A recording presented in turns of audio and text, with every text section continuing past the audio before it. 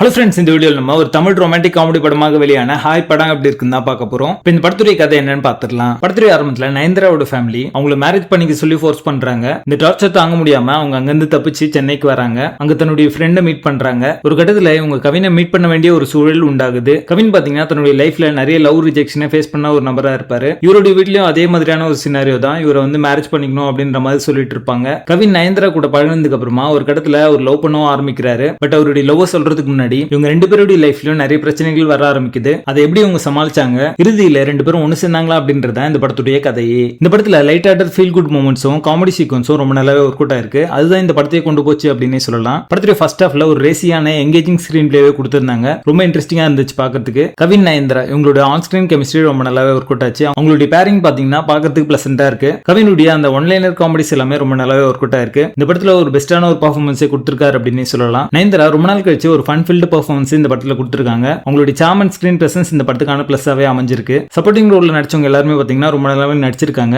Comedy சீக்வன்ஸை elevate பண்ற மாதிரியான ஒரு ஆக்டிங்கை ரொம்ப நல்லாவே கொடுத்திருக்காங்க அப்படின்னு சொல்லலாம். டெக்னிக்கலி சவுண்டான ஒரு படம் தான். சினிமாட்டோகிராஃபி, சவுண்ட் எஃபெக்ட்ஸ் எல்லாமே ஃபீல் குட் மூமெண்ட்ஸையும் எமோஷனல் மூமெண்ட்ஸையும் எலிவேட் பண்ற மாதிரி அமைஞ்சிருக்கு. ஒரு சில எமோஷனல் சீக்வன்ஸ் பாத்தீங்கன்னா உங்களை கண்கலங்க வைக்கிற மாதிரி அமைஞ்சிருக்கு. படத்துடைய செகண்ட் ஹாஃப்ல வர அந்த டபுள் மீனிங் டயலாக்ஸ் எல்லாமே இந்த படத்துக்கான மைனஸ் அப்படின்னு சொல்லலாம். அதெல்லாம் முகம் சுழிக்கிற மாதிரி அமைஞ்சிருக்கு. அதே மாதிரி ஸ்கிரீன் பிளேவும் பாத்தீங்கன்னா செகண்ட் ஹாஃப்ல இன்னும் கொஞ்சம் பெட்டரா பண்ணியிருந்தாங்க அப்படின்னா இந்த படம் அடுத்த லெவலுக்கு போயிருக்கும். செகண்ட் ஹாஃப்ல ஸ்டோரி பாத்தீங்கன்னா ஒரே இடத்துல தங்கிடுச்சோ அப்படின்ற மாதிரியான ஒரு ஃபீல் தரதான் செய்யுது. நிறைய சீக்வன்ஸ் பாத்தீங்கன்னா பிரெடிக்டபிளா இருக்கும். கிளைமேக்ஸே பாத்தீங்கன்னா நீங்க இதான் நடக்கும் அப்படின்றது சொல்லுவீங்க, அதுதான் நடக்கும். படத்துல ரீவன்ஸை சம பண்ணி ஒரு நல்ல கிளைமேக்ஸ் கொடுத்திருந்தாங்க அப்படின்னா இந்த படம் அடுத்த லெவலுக்கு போயிருக்கும். படத்துடைய பேசிங் டீசெண்டா இருக்கு. மொத்தத்துல இந்த படத்தை பார்க்கலாமா வேணாமா அப்படின்னு கேட்டீங்கன்னா கண்டிப்பா இந்த படத்தை ஒரு முறை பாக்குற மாதிரியான ஒரு ஃபீல் குட் மூவியா தான் வந்திருக்கு. படத்துல அடுத்த கேரக்டர்ல இருந்தாலுமே டபுள் மீனிங் டயலாக்ஸ் எல்லாம் இருக்கு. அதுக்கு ஏற்ற மாதிரி பிளான் பண்ணிக்கோங்க. ஹாய் படத்துக்கு எங்களோட ரேட்டிங் 6 out of 10.